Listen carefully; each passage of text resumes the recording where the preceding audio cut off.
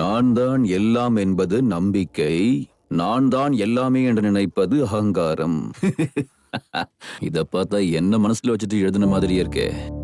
இங்க பாருங்க மேடம், நீங்க ரொம்ப படிச்சிருக்கீங்க, அதுவும் இல்லாம புத்திசாலி. கொஞ்சம் குறைச்சுக்கோங்க. நீங்க என்ன சொல்றீங்கன்னு எனக்கு ஒண்ணுமே புரியல. நீங்க பசங்களை வச்சுக்கிட்டு ஸ்போர்ட்ஸ் விளையாடுறது, கப்பு ஜெயிக்கிறதெல்லாம் பண்ணீங்கன்னா நம்ம ஸ்கூலுக்கு வந்து சேர வேண்டியதெல்லாம் குறைஞ்சு போயிடும். சாரி, நீங்க தப்பா நினைச்சிட்டு இருக்கீங்க. எல்லாத்துலயும் நம்ம முன்ன இருந்தாதான் நம்மளுடைய பள்ளிக்கூடம் டெவலப் ஆகும்.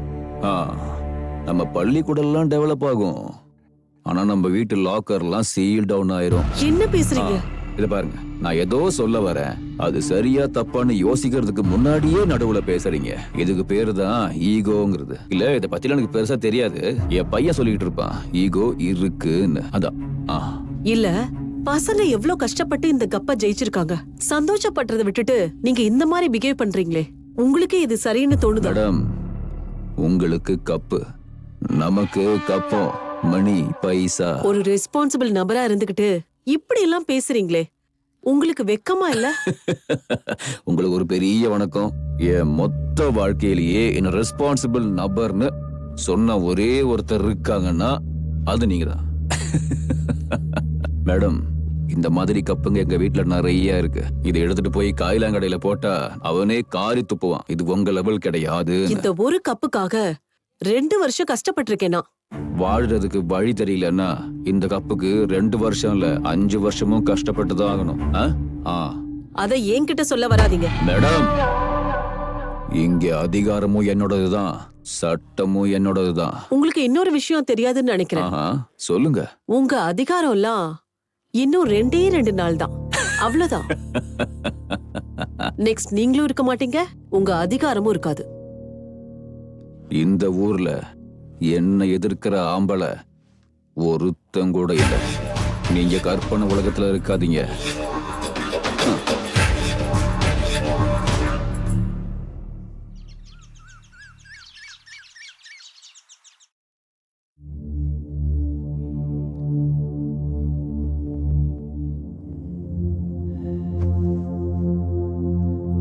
இருந்தாலும் மேடம், ஒரு தடவை நீங்க விசாரிச்சிருக்கணும்.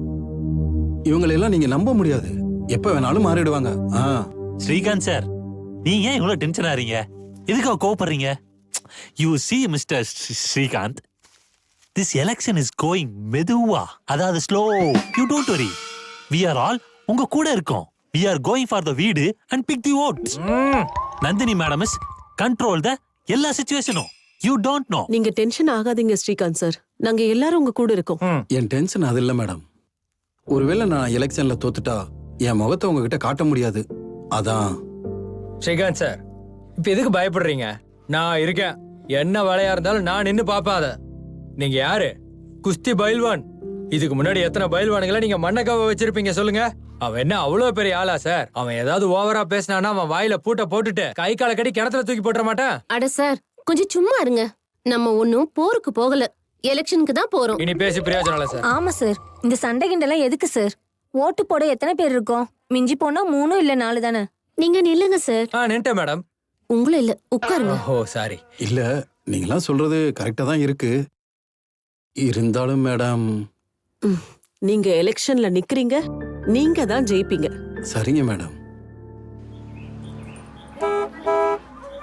டேய் அண்டே நீ பாட்டு, கொஞ்சம் பேச வேண்டியது இருக்கு. டீச்சர் வேற அழகா இருக்கா, போய் பேசிட்டு வரேன்.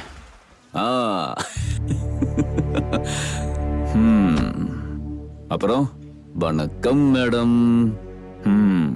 விஸ்வேஸ்வரையா, அண்ணா சாரே, அப்துல் கலாம், இவங்க எல்லாரையும் கூட்டிட்டு எங்கேயோ கிளம்பிட்டீங்க போல. என்ன மேடம், கவர்மெண்ட் ஸ்கூல் வேணான்னு மூடிக்கிட்டு இருக்கும்போது இதுல உங்களுக்கு என்ன? தமிழ் மீடியம்ட்ட உங்க ஒருத்தரால இந்த மொழியை காப்பாற்ற முடியுமா? நம்ம நாட்டு கொடியை தூக்கி பிடிக்க முடியுமா? நம்ம மொழியை காப்பாத்துறதுக்கும் வளர்க்கறதுக்கும் என்ன மாதிரி 100 பேர், உன்ன மாதிரி 1000 பேர் வந்தாலும் நடக்காது. இந்த மொழி 2000 வருஷத்துக்கு முன்னாடியே உலகத்தோட மூல முடுக்கெல்லாம் சேர்ந்திருக்கு. இந்த மொழியை காப்பாத்த வேண்டியவங்க உன்ன மாதிரி ஒரு ஆளை பெத்தெடுத்த ஒரு தாய். ஒரு எழுத்து கத்து கொடுத்தாலும் நேர்மையா கத்து கொடுக்கிற என்ன மாதிரி ஒரு குரு. நரகத்துல இறக்கி நாக்க வெட்டி வாய தெச்சாலும் சுயமரியாதையை விட்டு கொடுக்காத தமிழர்கள். இத்தனை பேர் இருந்தா போதும். எங்க மொழிக்கு என்னைக்கும் சாவு கிடையாது. வழிய விடு. நீங்க வாங்க பசங்க. Okay please. எல்லாருக்கும் வணக்கம். இன்னைக்கு எல்லாருக்குமே உங்களுக்கு தெரிஞ்சிருக்கும், நம்ம ஸ்கூல்ல HDMC எலெக்ஷன் இன்னைக்கு. Do you understand? We all voting our candyman's. யோ மேஸ்திரி, ஐயோ மாஸ்டர், அது கேண்டிமேன்ஸ்ல கேண்டிடேட். ஏய் ஹெட் மாஸ்டர் அவரா நீயா? சும்மா வாயம் போடுறா. அன்எஜுகேட்டட். நீங்க பேசுங்க மாஸ்டர். இன்னைக்கு இந்த எலெக்ஷன்ல நம்ம ராவுத் அவர்கள் போட்டியிட போறாரு. அவருக்கு போட்டியாளரா ஸ்ரீகாந்த் போட்டியிடுறாரு. மொத்தம் 13 பேர் ஓட்டிங் பண்ண போறதா லிஸ்ட் கொடுத்திருக்காங்க. அண்ணா, நீங்க சரின்னு சொன்னா எல்லாத்தையும் அடிச்சு போட்டுறேன். எலெக்ஷன்ல கேண்டிடேட்டே இருக்க மாட்டாங்க. சூப்பரா ஜெயிச்சிடலாம். எங்க என்ன பேசணும்னு தெரியாத உனக்கு? ஊர்க்காரங்களா இருக்காங்க. இது எலெக்ஷன் டைம் வேற. இந்த மாதிரி டைம்ல கையும் பிடிக்கணும், கால்லையும் விழணும். அவங்க என்னெல்லாம் பேசுறாங்கன்னு அமைதியா கேளு. நம்ம ஆல்ரெடி ஜெயிச்சாச்சு. பூமாலைக்காக வெயிட்டிங்க. மேடம், எனக்கு ஏதோ பயமா இருக்கு மேடம். நான் வேணா திருப்பி வாபஸ் வாங்கிக்கிறேன். நீங்க சும்மா இருங்க ஸ்ரீகாந்த். டென்ஷன் ஆகாதீங்க. நாங்கெல்லாம் உங்க கூட இல்லையா? அவனை பார்த்தா அரக்க மாதிரி இருக்கான். பயப்படாம என்ன பண்ணும்? கோமணத்தை கட்டிக்கிட்டு களத்துல இறங்குறதுக்கு இது ஒன்றும் குஸ்தி இல்ல. எலெக்ஷன் எல்லாம் ஒண்ணுதான். அங்கேயும் போட்டி போடுவாங்க, இங்கேயும் போட்டி போடுவாங்க. அதுல துணிச்சல் இருக்கவன் தான் ஜெயிப்பான். ஓ, துணிச்சல் இல்லாதவன் ஓ அப்படியா? தோத்துருவான். சரி, இப்போ ராவுத் அப்பாக்கு யாரெல்லாம் ஓட்டிங் பண்ண போறீங்க? அப்படியே கை தூக்குங்க பாப்போம். 1 2 3 4 5 6. 6 பேரு. இப்போ ஸ்ரீகாந்த் சாருக்கு எத்தனை பேர் ஓட் பண்ண போறீங்க? கையை தூக்குங்க. நான் தான் ஃபர்ஸ்ட். 6 திரும்ப 6 6 12. இன்னும் ஒரு ஓட்டு வேணுமே. என்ன சரக்கு அடிச்சுட்டு மட்டை ஆயிட்டாங்களா? நான் ஒருத்தன் இருக்கேன்.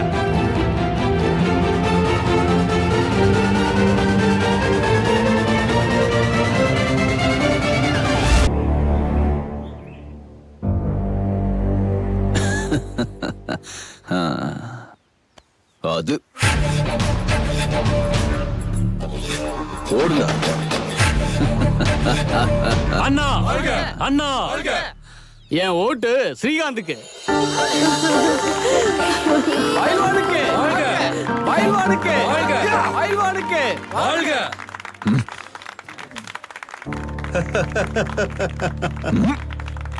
நம்பிக்கை துரோகி. உங்க தம்பிய பார்த்தா எல்லாரும் பயப்படுறாங்க. பயத்திலேயே வாழ்றவங்க செத்துருவாங்க. தைரியமா நிக்கிறவங்க ஜெயிப்பாங்க. உங்க 2 பேருக்கும் ஒரே ரத்தம். பயத்தை தள்ளி வச்சுட்டு முன்னோக்கி வாங்க சார். நாளைக்கு எலெக்ஷன்ல உங்க ஓட்டு ரொம்ப முக்கியம் சார். யோசிச்சு பாருங்க சார். ஜனநாயகத்துல ஒரு ஓட்டோட வேல்யூ என்னன்னு இப்ப அவனுக்கு புரிஞ்சிருக்கும். ஸ்ரீகாந்த் சார் HDMC தலைவரா தேர்ந்தெடுக்கப்பட்டிருக்காரு.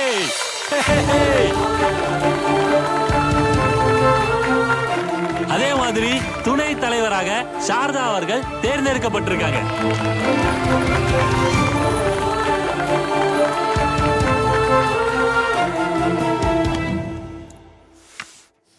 அண்ணா, பெக் ரெடியா இருக்குண்ணா. முதல்ல மாத்தி ஆகணும்.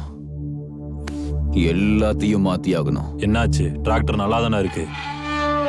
டிராக்டர் இல்ல, நம்ம யோசனைகளை, நம்ம நம்பிக்கைகளை வேற யாராவது பண்ணியிருந்தா குடும்பத்தோட சேர்த்து நெருப்பு வச்சிருப்பேன். அண்ணன், நம்ம அண்ணன். நான் அப்பவே சொன்னேன்ல, அவனை அடிச்சு தூக்கி போடணும்னு. நான் சொன்ன பேச்ச நீ எங்க கேக்குற? யார வேணாலும் நம்பலாம், சொந்தத்தை மட்டும் நம்பிடவே கூடாதுன்னு அன்னைக்கு அண்ணாமலை படத்துல தலைவர் சொல்லியிருக்காரு. நம்ம கேட்டோமா? இல்ல அது யார் தப்புப்பா? நம்ம தப்பு. ஆ? அப்பா ஆ? நாளையில இருந்து நான் ஸ்கூலுக்கு போக மாட்டேன். ஏன்டா? ஏன்னா நான் எப்படி தலை நிமிர்ந்து ஸ்கூல்ல நடக்க முடியும்? நாளைக்கு நான் ஊருக்குள்ள போகும்போது என் வேட்டியை தூக்கி நான் மேல கட்டலாமா வேணாமான்னு நானே கன்ஃபியூஷன்ல இருக்கேன். இதுல ஓம் பிரச்சனை என்ன? டேய் போடா, போய் உங்க அம்மா கிட்ட சொல்லி தலைக்கறி செய்ய சொல்லு போ. நீ எப்ப பார்த்தாலும் இப்படியே பண்ணு. நமக்கு பிறந்தது எப்படி இருக்கும்? ஆ? நான் அவங்க யாரையும் சும்மா விடக்கூடாது. ஏதாவது பண்ணி ஆகணும். ஏதாவது பண்ணணும்னு எனக்கும் தெரியும். ஆனா என்ன பண்றது? ஸ்ட்ரீட் ரவுடி மாதிரி பேசாத. இது எலெக்ஷன் டைம். இது பவர் சம்பந்தப்பட்ட விஷயம். பொறுமைதான் நம்ம ஆயுதமா இருக்கணும். பெக்க போடுறா. பார்த்த உடனே மேல பாயிறதுதான் மிருகம். நேரம் பார்த்து கழுத்தை பிடிக்கிறவன் தான் மனுஷன். ஆ. நேரம். தோ இந்த நாயை எங்க வைக்கணுமோ அங்கதான் வைக்கணும். இல்லனா தலைமையிலேயே ஏறி உக்காந்துக்கும். அந்த தெருநாய்க்கு ஒரு வாய் சோறு போட்டா சாப்பிட்டுட்டு போயிட்டே இருக்கும். ஆனா இந்த வீட்டு நாய் இங்க இருக்கே, சாப்பாடு போட்டாலும் சாப்பிட்டு கொலைச்சுக்கிட்டே இருக்கும். என் பிள்ளைகிட்ட சொன்னேன் வீட்டுக்கு ஒரு நல்ல நாய் வாங்கிட்டு வாடான்னு. அவன் என்னடன்னா ஒரு கிராஸ் பிரீடை வாங்கிட்டு வந்திருக்கான். ஐயா காலையே இப்படி கத்திட்டு இருக்கீங்க? What is this nonsense of cutting shop? இது வீடு நினைச்சீங்களா இல்ல என்ன நினைச்சீங்க? வீட்டுல நிம்மதியே இல்ல. நாய்ங்க ஃபர்ஸ்ட் டைம் இன்னொரு நாயை பத்தி பேசிட்டு இருக்கீங்க.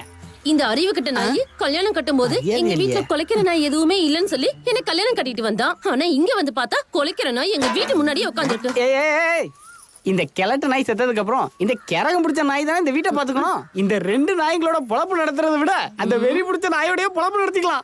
போங்கடி. தூக்கி போட்டதான் தூக்கி போட்டா பாத்தியா? அலுமினிய பாத்திரத்தை தூக்கி போட்டிருக்கா. ஏதாவது பாத்திரமா போட்டுதான் ஒரு கோட்டர் காய் இருக்குங்களா? பரவாயில்ல விட, ஒரு சின்ன கட்டிங் ஆகும். உன் பொழப்ப இப்படிதான் போடா. சாயங்காலம் வருவல்ல அப்ப பாத்துக்கிறேன். வரேன் பாத்துக்கோ. பாத்துட்டு போடா அறிவு கட்டவனே. ஐயோ பிரதர் சார், நீங்களா சார்? நான் பார்க்கல sir. Sir sir sir sir sir வேணாம் sir. Sir sir sir sir ஏன்டா அறிவு கட்டவனே? என்னைய திட்டியா நீ? உன்னை நீ என்ன பண்றன்னு பாருடா டேய். ஏய் அந்த பபுளியோட ஏதோ புதுசா விளையாடிட்டு இருக்கியாமே. நான் எதுவும் பண்ணல சார். போய் சொல்றியா? போடா. டே வா எங்க ஏரியா சைடு வருவல்ல, அப்ப நான் பாத்துக்கிறேன் உன்னை. விஜயநகரத்தின் சாம்ராஜ்யத்தில் கடை வியாபாரிகள் முத்து ரத்தினங்களை எல்லாத்தையும் தெரு ஓரத்துல விற்பனை செஞ்சுட்டு இருந்தாங்க. ஒரு நாள் ராஜா தன்னோட மகனை தோல் மேல போட்டு அபத்தமான குல கட்டடிச்சுட்டா இருக்க, உட்கார்றான். டேய் பெல் அடிக்கிற வரைக்கும் உன்னை நான் எங்கேயாவது வெளியே பார்த்தேன் அப்படியே ஓங்கி குத்தி கொன்றுவேன். ராஸ்கோல். அப்பா இவன் தான். இவன்? ஐயோ நான் எதுவும் பண்ணல. குவார்டர் சைஸ் கூட இல்ல. ஏய் சின்ன பின் சார்ஜர் மாதிரி இருந்துகிட்டு என் பையனை இன்னொரு தடவை கெடுக்க பார்த்தா சின்ன பின்னு போட கொன்றுவேன். Hello excuse me. ஓ பிரேம படமா? ரொம்ப நல்லா இருக்கும், பாத்திருக்கேன். ஏய் ஒப்பேந்திரோடது சூப்பரா இருக்கும், நான் பாத்திருக்கேன். அட கடவுளே, என்னடா உங்க அப்பா உன்ன மாதிரியே பண்றாரு? அதை விடுங்க மேடம், நீங்க ஆக வேண்டியதை பாருங்க. அதோட ராஜ்யம் வீழ்ந்தது. இந்த கோயில் இருக்குல்ல மேடம், இப்பதான் புதுசா ரினியூவல் பண்ணிருக்காங்க. இந்த சந்நிதியில நீங்க என்ன வேண்டிக்கிட்டாலும் நிச்சயமா பழிச்சே தீரும். அது ஓ அப்படியா? நடக்காதுன்ற வார்த்தையே இல்ல. கொஞ்ச நேரம் உட்காந்துட்டு போலாமா? உட்காரலாமே.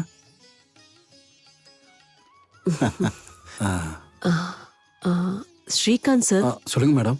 உங்ககிட்ட நான் ஒண்ணு கேட்கணும். கேளுங்க மேடம். இவ்ளோ நாள் ஆகியும் பிரீத்தமோட அம்மாவை பார்க்கவே முடியல. அவங்க எங்க இருக்காங்க? இல்ல உங்களுக்கு வருத்தமா இருந்தா சொல்ல தேவையில்லை. அதெல்லாம் ஒண்ணும் இல்ல. அது வந்து ஒரு பெரிய கதை. ஓ என் பொண்டாட்டி ஒரு லாயர். ஓ பெரிய லாயர். தன்னோட திறமையால பல கேஸ்களை ஜெயிச்சிருக்கா. அதுல முக்கால் வாசி வெறும் டைவர்ஸ் கேஸ் தான். ஓ அவ ஒரு வாட்டி வாக்குவாதம் பண்ண ஆரம்பிச்சா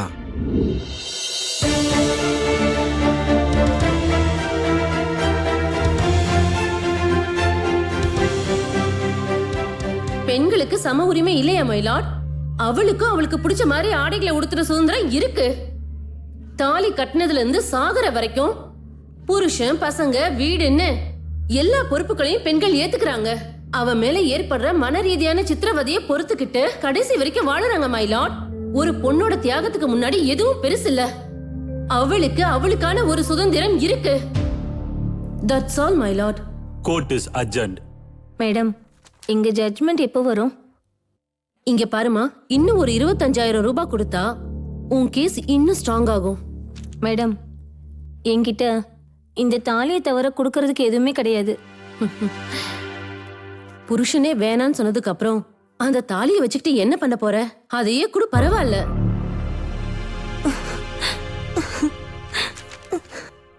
இங்க பார், கண்டவங்க வீடு அடுப்பை அணைச்சிட்டு நம்ம வீட்டு அடுப்பை எரிச்சா அவங்க சாபம் நம்மளை சும்மா விடுமா? லட்சக்கணக்கில் பீஸ் வாங்கினாலும் 10 ரூபா ஸ்டாம்புக்கு பணம் கேட்குறீங்களே, வெக்கமா இல்லை? அப்படி நான் சம்பாரிச்சிட்டு வரதுனாலதான் ஜாலியா நிம்மதியா உட்காந்துட்டு நேரத்துக்கு சாப்பிட்டுட்டு இருக்கீங்க. ஏய், எனக்கு எதிரில் குறைச்சல். உட்காந்து சாப்பிட்ற அளவுக்கு சொத்து இருக்கு. ஏதோ உன்னை காதலிச்சு கல்யாணம் பண்ணிக்கிட்டேன்னு அமைதியா இருக்கேன். பேசாம சாப்பிடுங்க. எப்ப பார்த்தாலும் இதே தலைவலியா போச்சு. என்ன பண்ணாலும் அவ்வளவுதான். ஏய். எல்லாம் என் தலை எழுத்து. எந்த நேரத்துலடா பிறந்த நீ? என்ன கேட்டா அம்மா கிட்ட கேளு.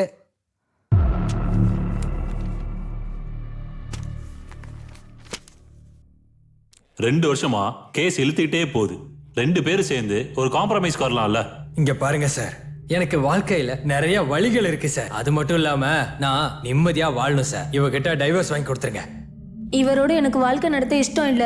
எனக்கு ஜீவனாம்சம் வாங்கி கொடுத்துருங்க. நான் இப்படியே வாழ்ந்துக்கிறேன். மை லார்ட், என்னோட கிளையண்ட் மிஸ்டர் பிரகாஷ் கிட்ட கோடிக்கணக்கான சொத்து இருக்கு. அதனால தான் இவங்க அவரை கல்யாணமே பண்ணிக்கிட்டாங்க. இவங்க அதுக்கு எல்லாத்துக்குமே தீர்வா பாதி சொத்தை கேக்குறாங்க. இவங்களோட நோக்கம் வாழ்க்கைய நடத்துறது இல்ல, ஜீவனாம்சம் கேக்குறது தான். மை லார்ட், நீங்க கொடுக்க போற தீர்ப்பால ஒரு ஹிஸ்டரியை கிரியேட் பண்ணணும். That's all my Lord. I will announce the final judgment. The decree of divorce is passed. Marriage stands dissolved. எப்படி சொல்றது? மேடம், உங்ககிட்ட நான் ஒண்ணு சொல்லணும் மேடம்.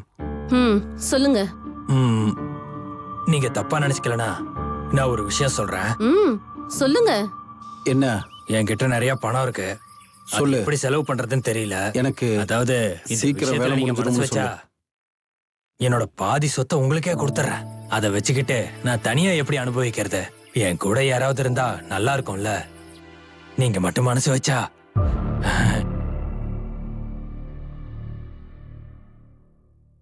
எதுவும் தெரியாத மாதிரி நான் பாத்துக்கிறேன்.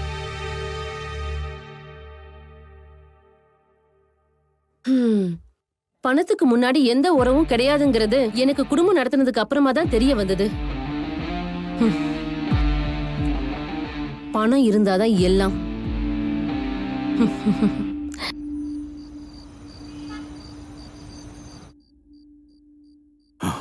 நம்ம 2 பேரும் ஒண்ணா இனிமே குடும்பம் நடத்துறதுல அர்த்தம் இல்லைன்னு தோணுது. அர்த்தம் தேடினாதான் கிடைக்கும், பார்த்தா தெரியாது. அசிங்கத்தை மிதிச்சிட்டா காலை கழுவிதான் போகணும். அதை அப்படியே விட்டா வீடு வரைக்கும் நாறிடும். அப்படி அசிங்கத்தை மிதிக்கிற மாதிரி நான் எந்த வேலையும் பண்ணல. அப்படின்னா உன் ஆபீஸ்ல எவனோ ஒருத்தன் உன் கையை தொடும்போது பார்த்துட்டு சும்மா இருந்தியா? அது தப்பு இல்ல? சொல்லு, நீ எதுக்கு அமைதியா இருந்த? ச்சே, உங்களுக்கு எவ்வளவு புத்தி இருக்கோ அந்த லெவலுக்கு தான் நீங்க யோசிக்கிறீங்க. அது என்னோட ஆபீஸ். அங்க ஆயிரக்கணக்கான கிளைண்ட்ஸ் வருவாங்க. அவங்கள கன்வின்ஸ் பண்ண வேண்டியது இருக்கும், அவங்க கூட பேச வேண்டியது இருக்கும். அதுக்கே நீங்க தப்பா நினைச்சுக்கிட்டா நான் என்ன பண்ண முடியும்? நான் தப்பா நினைச்சிட்டேனா? நான் என்ன தப்பு பண்ணேன்? பின்ன என்ன, நீங்க இப்ப பேசுறத பார்த்தாலே தெரியுதே. நான் என் 2 கண்ணாலையும் பார்த்தேன். அப்ப நான் என் கண்ணால பார்க்காதது இன்னும் என்னென்ன நடந்திருக்கும்? ச்சே, எவ்வளவு சீப்பா பேசிட்டு இருக்கீங்களே. நான் சீப்பா பேசுறேனா? ஆமா.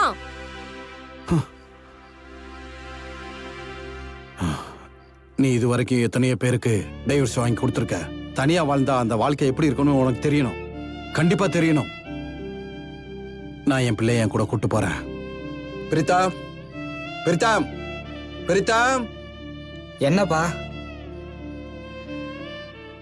உன் எதிர்காலத்தை எங்க ஊர்ல நான் உருவாக்குறேன். வா. நான் எங்கேயும் வரமாட்டேப்பா, இங்கே இருக்கேன். டேய், சொல்றேன்ல. அம்மா நீயாவது சொல்லேம்மா. போடா, உங்க அப்பா உன்னை எவ்வளவு நல்லா பாத்துக்கிறாருன்னு நானும் பாக்குறேன். இன்னைக்கு போவீங்க, நாளைக்கு காலையிலே கிளம்பி வந்துருவீங்க. நான் பாக்காததா? டேய் வாடா.